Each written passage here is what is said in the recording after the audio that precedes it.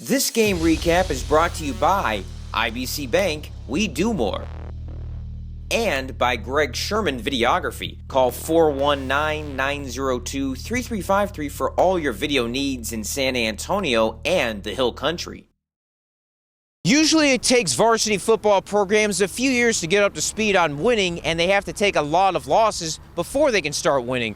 Well, for the Harlan Hawks, winning has come rather easy. They're 7-0 this year in their second year of varsity play, and they're on a quest to become the first San Antonio area team to win a district title in year 2 of the program in 10 years. They'll continue that quest as they take on another second-year program in Southwest Legacy over at Gustafson Stadium.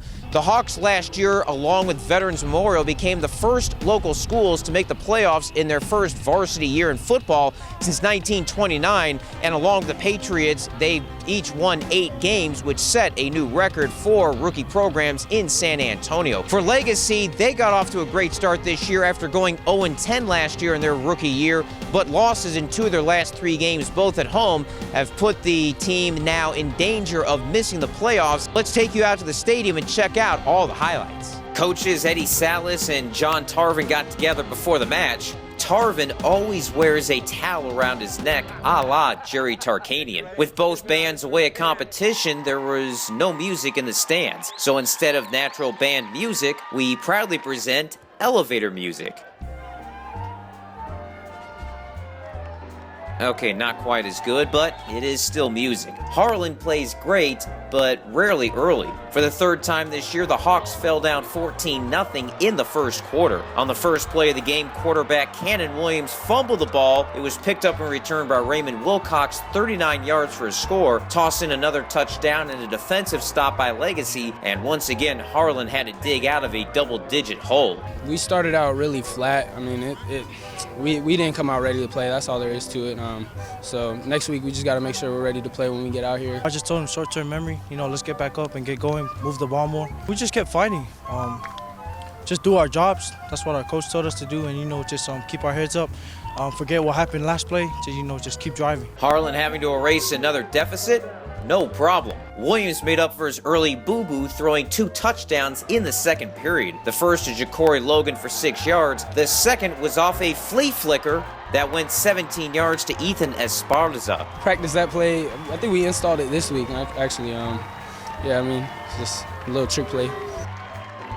In between, Williams shook off tacklers and directed traffic on a 38-yard trot to the scoring zone, and once again an early deficit was erased as the Hawks led 21-14 at recess. The sophomore Northside School had 148 yards of total offense in that period. On to the third quarter, where it was more team in black. Aubrey McDade had another big rushing evening. He took the handoff, and watch what happened on this play.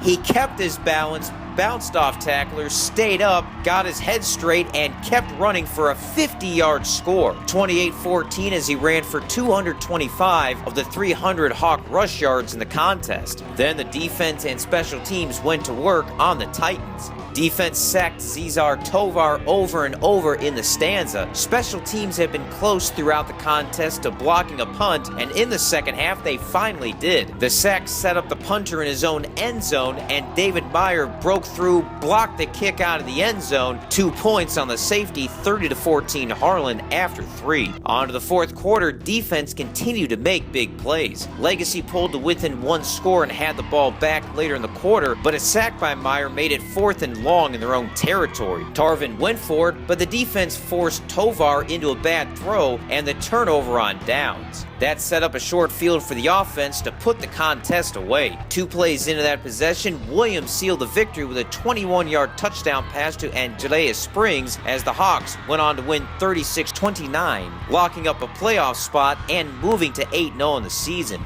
No area team has ever gone 10-0 in their sophomore year. We just had to keep our heads up. We knew what we had to do, so just had to go out there and finish the game. Definitely, we want to go 10-0. We want to be district champs. We definitely have high expectations for the playoffs, hopefully get farther than we did last year. Just hard work, just work hard, and believe in the team. The last area football team to win a district title within 2 years of starting up was Brandeis in 2009 when they went 12-2 and to the state quarters under then head coach John Campbell. Harlan can win the title if they beat Southwest on Thursday at Dragon Stadium, plus Laredo Martin loses to Harlandale on Friday. However, if Southwest wins, the Dragons will likely end up with the title as they have already beaten the Tigers. Harlan closes with them week 11, which at worst would be for a home playoff game in round 1. As for Legacy, they will be eliminated from playoff contention with a loss to Eagle Pass win or one more Harlandale victory. Reporting from San Antonio, I am Greg Sherman.